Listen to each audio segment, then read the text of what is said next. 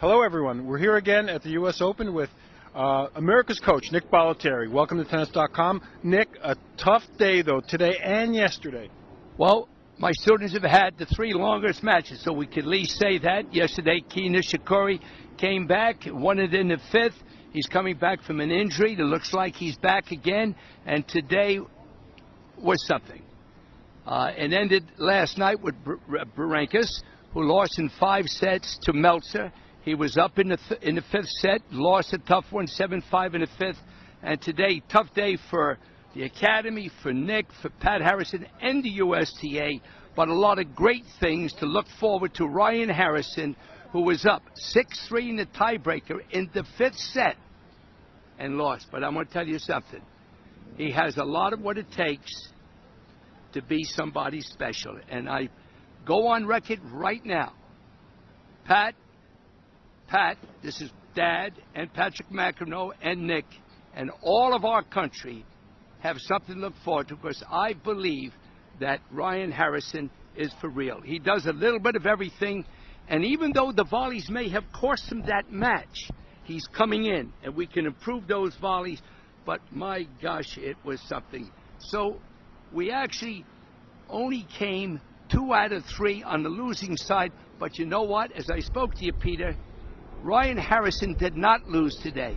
He learned today. And at 18 years old, if he learns how to control himself late into the fifth set, he perhaps rushed a little bit at 6-3 up in the tiebreaker.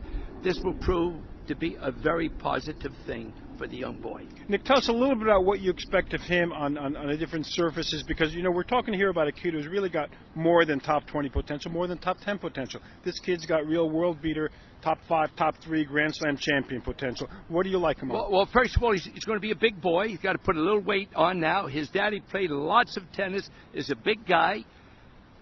He's got a big serve, huge forehand, consistent backhand, good slice, and he's starting to come in more often than almost any youngster coming up. However, Peter, when you come forward, you cannot make a tentative volley. You've got to be in a position to force an unforced error or come back and make a simple volley on the next one. But he's coming forward.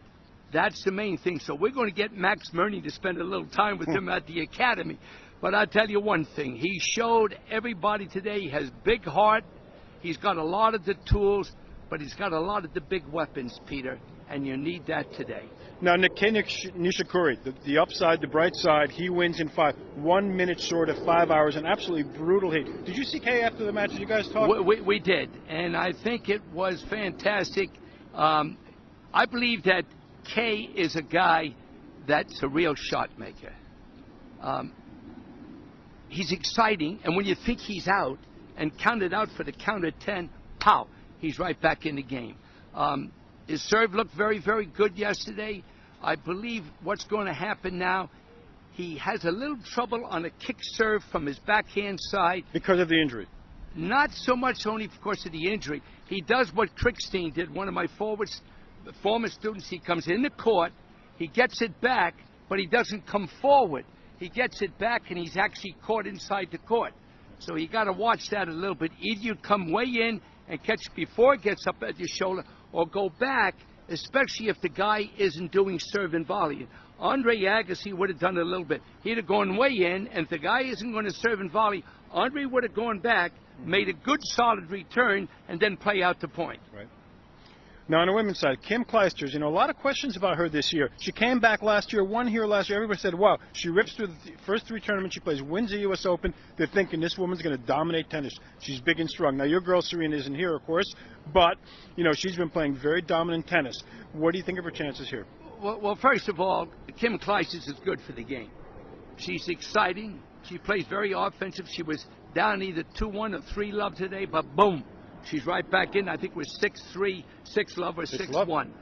What Kim does is she brings a lot of excitement to the audience. She's a very confident young lady out there. Well, middle-aged lady now with a child.